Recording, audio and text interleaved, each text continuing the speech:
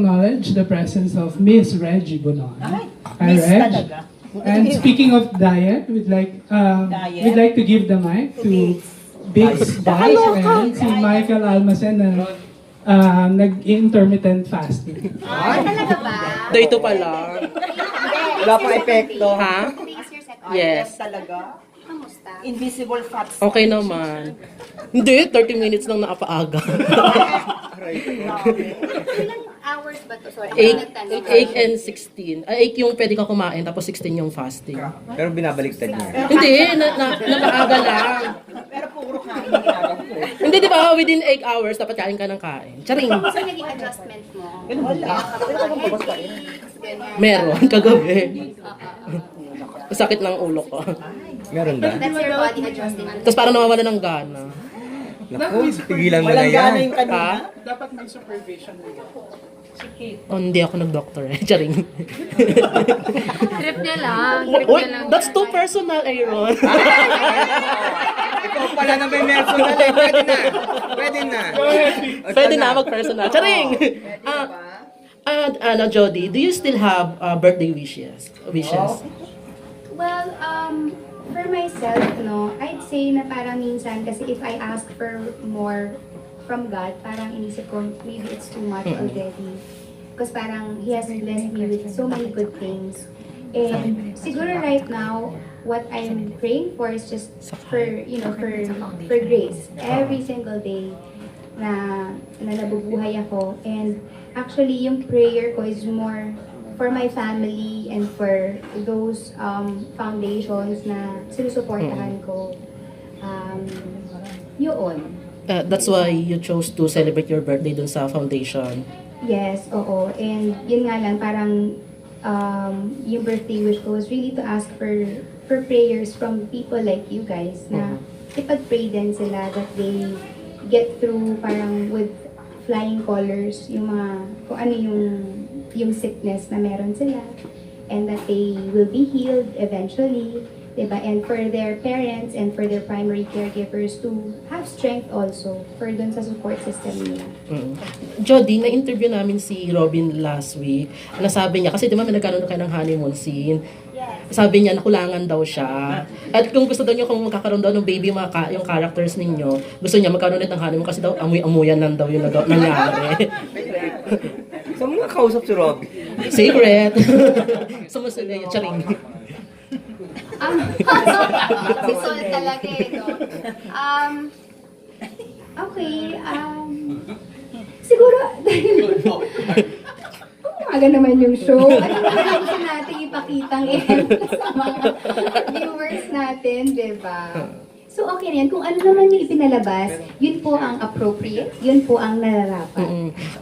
Since 6 months na kayo nagsasama, di ba? More than 6 months na. Ano yung mga na-discover mo pa kay Robin Padilla since siya yung bago mong kapartner? Ano ba? Napaka-ano niya. Siyempre, alam naman ng lahat siguro na makabayan niya. Hindi ba? First hand ko namang na-experience yung pag-aasikaso niya. At hindi lang ako, ng lahat ng tao sa set. Because before parang, I thought parang ako baka urban legend lang yan na parang yung bibigyan ka ng upuan or yung mga ganung bagay. Pero yeah, totoo pala na ganun pala talaga Gentleman. siya. Oo, gentleman siya. Hindi lang sa leading lady pero sa babae, magaling siyang makisama sa mga tao sa set. Kumbaga lahat parang kaibigan niya, kahit naman siguro yung iba ngayon lang niya nakasama. So magaling siyang makisama. Okay, thank you. Happy birthday. Thank you very much. Will come from the very athletic the badminton. Ang question ko lang una-una, di ba, nag-aaral ka? Tama ba ako? Yes. How's your studies right now? Next week, magsa-start na ulit ako mag-school because Okay. nagpahinga, because nag-break. Yun. Hindi pa. Hindi pa. In 1.5 years, yan. I'll be graduating.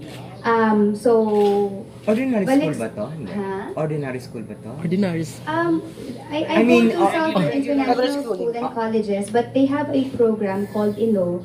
it's a program specially made for people working full time. So So you I don't don't go go to school every day because I'm working, but I come to school every Tuesdays 8 to 5 p. 8 a.m. to 5 p.m. Yeah. George, kasama ka sa Dean's List, tama ba ako? Yes. Yeah. How does it feel na nakahandle mo yung pag-aaral mo sabay sa pagtatrabaho mo? Actually, hindi siya madali. Actually, ang dami ring struggle kasi syempre, I come to school din, diba? And I have mga regular exams and quizzes and reports na kailangang isubmit. So, hindi madali. Especially pag nagagaling ako ng taping ng Monday because of course, madaling araw kami napapack up. Tapos, umaga ako pumapasok ng school kinabukasan.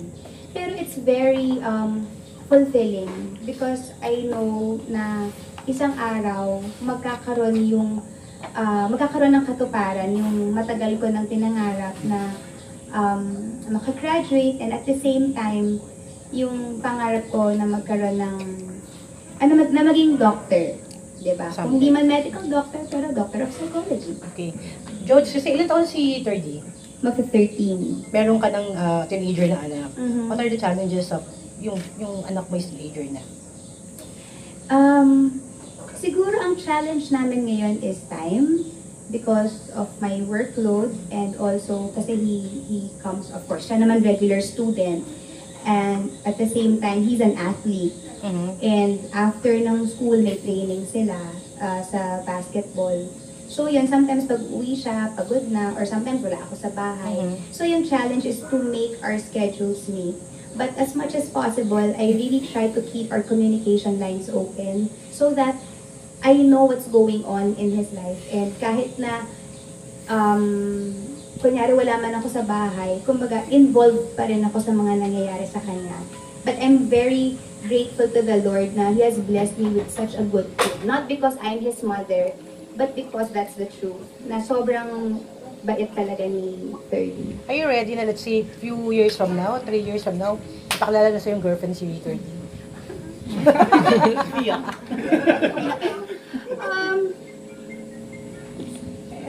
Paano ba? Basta ang usapan namin ni 30, anak, the only time na mag-girlfriend ka is pag may trabaho ka na. So, kailangan mag-work muna siya, no?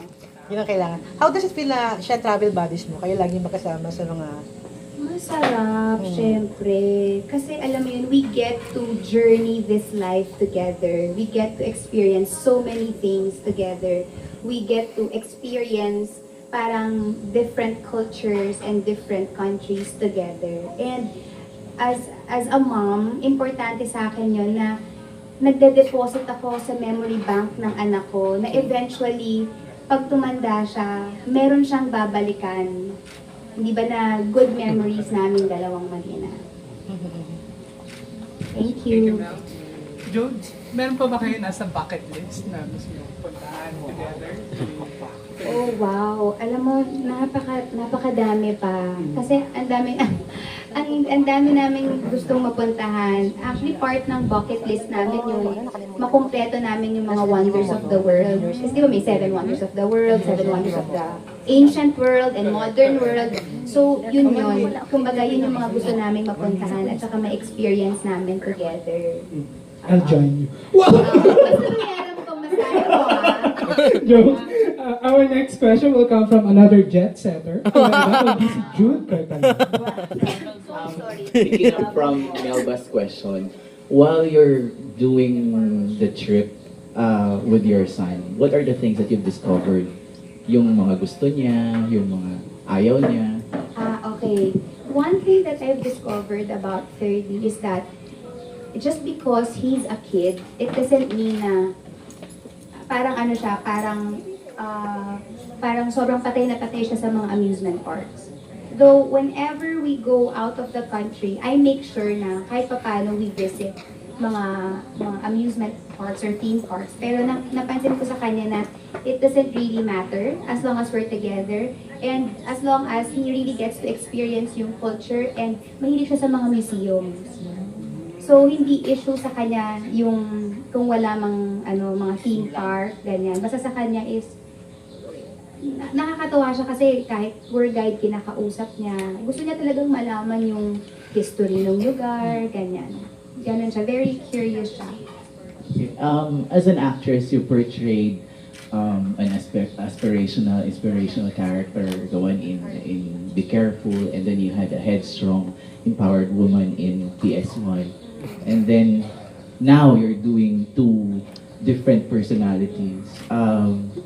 What would challenge Jodi as an actress? What particular parang character would you look forward to in doing in the future? Right now, I really don't know what's in store after Sana Dalawa Ang Puso, after this project. But for me kasi, I consider each and every project or each and every character that I play challenging because wala pa yata akong character na nagawa, na nagkapareho. So the challenge for me is, how do I make each character different from the previous characters that I've done?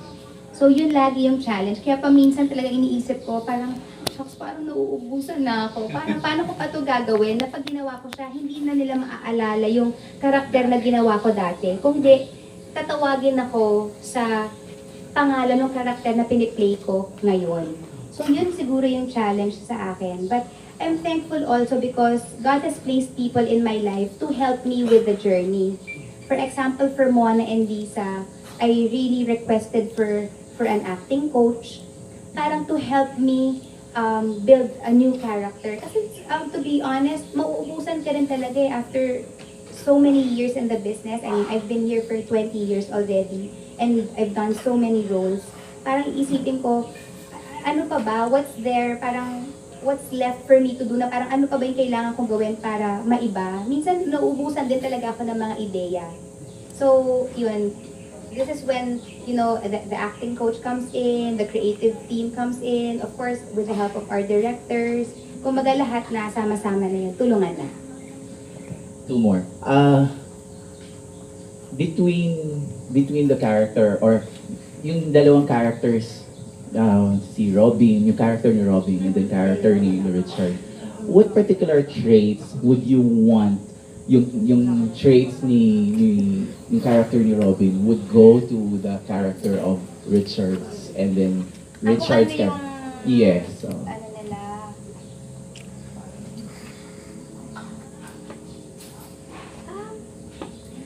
I really can't say na parang sana yung character na pagiging sobrang what if ang tawag sa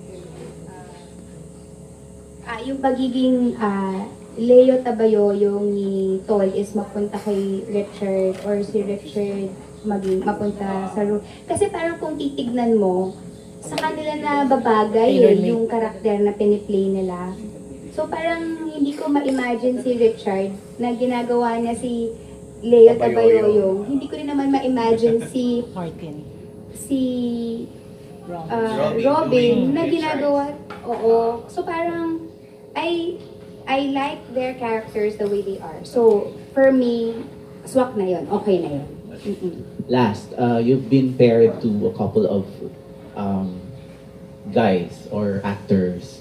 You've been paired with Richard, you've been paired with Ian Veneracion, and now with Robin back with Richard. You've been paired with Sian and Joseph Marco. Yes. So, sino pang parang naiisip mo lang, you wanna dream of being paired. Yes.